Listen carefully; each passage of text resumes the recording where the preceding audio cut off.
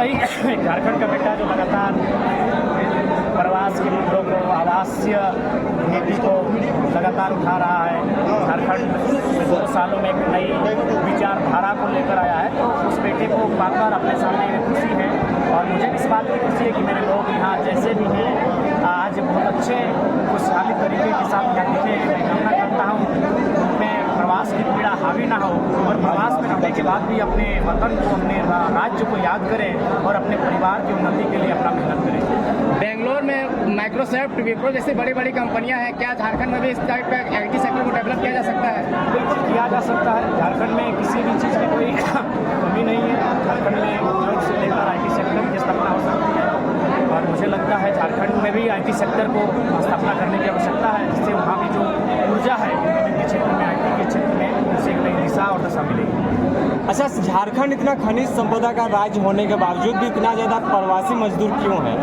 Policy, नेताओं की नीयत साफ नहीं है।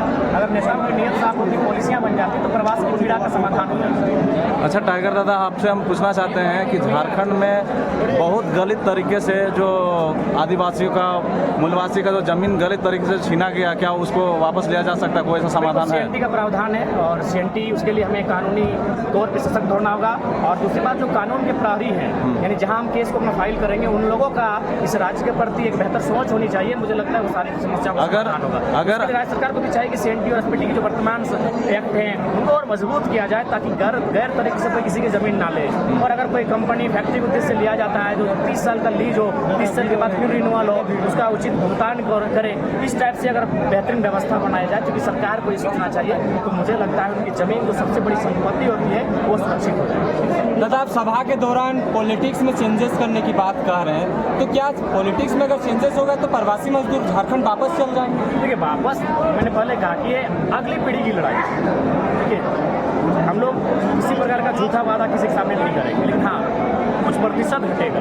जब हम लोग मान के चले जो बहुत पे फिक्स हो गए, कोई 10 साल से 15 साल से अपने आप को बेहतर पा रहे हैं, लेकिन जो 2-3 साल पहले आए हैं वो घर जाते हैं, फिर 6 महीना बाद आते हैं, फिर साल भर रह के आते हैं, तो उनको एक वैकल्पिक रास्ता बाद में बोकारो के उद्योग में मिल जाएगा अगर हम लोग, हमारी विचारधारा राज्य में स्थापित होती है। दादा, बोकारो धनबाद से जो चिंगारी उठी थी, वो चिंगारी अब मुंबई, महाराष्ट्र होकर बेंगलोर पहुंच गई। अब आगे कहाँ तक पहुँचाएंगे? पूरे देश में फैलाने की जहाँ जहाँ झारखंड के प्रवासी लोग रहते हैं वहाँ तक ये चिंगारी जाएगी। हैदराबाद जाएगा, तमिलनाडु जाएगा, फिर गोवा से है, जहाँ जहाँ मतलब डिमांडिंग होगी वहाँ तक हम लोग अपनी विचारधारा को लेकर, झारखंड की दुख तकलीफ को लेकर उनके साझा करने, उनसे अनुभव साझा करने हम लोग पहुँचेंगे। अगला जो प्रोग्राम सुनने में आया है कि अब हैदराबाद में प्रोग्राम करने जा रहा, वहाँ किस टाइप का प्रोग्राम होने का?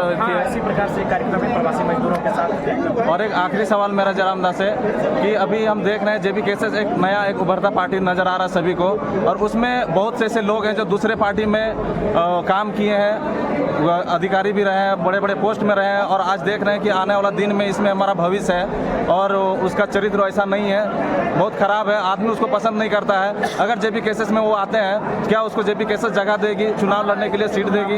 उस मापदंड में अगर वो फिट बैठेंगे तो सोचा जाएगा, लेकिन उस मापदंड में अगर फिट नहीं बैठेंगे तो फिर सोचा नहीं जाएगा। लगातार जयराम महतो के ऊपर साजिश बन रहा है, जहाँ भी सभा जा रहे हैं तो आपके विरोधी लोग तरह तरह के पोस्ट लिख रहे हैं, तो इन सभी चीज़ों से टैकल कैसे कर रहे हैं जयराम महतो? देखिए, मैं मानसिक तौर पे काफ़ी मजबूत हूँ। मुझे लगता है जो लोग मानसिक मजबूत होते हैं उनको नेगेटिव लोग असर नहीं कर पाते। जो लोग पॉजिटिव सोच के घर से निकले हैं और हम नेगेटिव में भी पॉजिटिव ढूंढने का प्रयास करते हैं, या तो हम लोग मानसिक मजबूती के कारण हर प्रकार की बुरी स्थितियों से भी निपटने की तैयारी हम लोग कर रहे हैं। दादा, आप कर्नाटक राज्य में हो, कर्नाटक राज्य में भाषा को लेकर के बहुत कट्टरता दिखता है। यहाँ पे इंग्लिश चलता है और कर्नाटक चलता है, लेकिन झारखंड में भाषा का कट्टरता दिखता नहीं है। क्या स्थापित हो सकता है? क्या कि झारखंड चूँकि उद्योग का क्षेत्र है और उद्योग क्षेत्र में क्या हुआ कि बहुत सारे अन्य राज्यों के लोग वहाँ गए, उन्होंने हमारी भाषा में मिक्सअप किया, हमारी संस्कृति में मिक्सअप किया, जिस कारण थोड़ा सा हमारे लोगों में अपनी भाषा और अपनी संस्कृति के प्रति जो संबंध होता है, कनेक्टिविटी, वो कहीं ना कहीं कम दिखी। इस कारण हमारे लोग उदासीन हो गए और सरकार ने उसी का फायदा उठाया, अपने वोट बैंक को देखा और उन्हें प्रवासी जो लोग गैर झारखंडी थे उनको महत्व देने के रखा, उनको महत्व दिया, लेकिन जो मूल झारखंडी है उनको दरकिनार कर दिया। यहाँ लोगों का कहना था कि हम अपना चंदा करके जाएंगे और 2024 में जयराम महतो के लिए प्रचार करेंगे। अगर जयराम महतो जीत जाते हैं तो इन प्रवासी मजदूर के लिए क्या करेंगे? निश्चय वहाँ पॉलिसियाँ बनाई जाएगी। जो निजी उद्योग है, जो मैंने हमारी सहकारी संस्थाओं के माध्यम से जो उद्योग संचालित होते हैं, कंपनियाँ, फैक्ट्रियाँ, खनन है, वहाँ 75-80% झारखंडी होगा, झारखंडी को होना वो भी चिन्हित होगा। दादा, मेरा क्वेश्चन है, चलिए हो गया।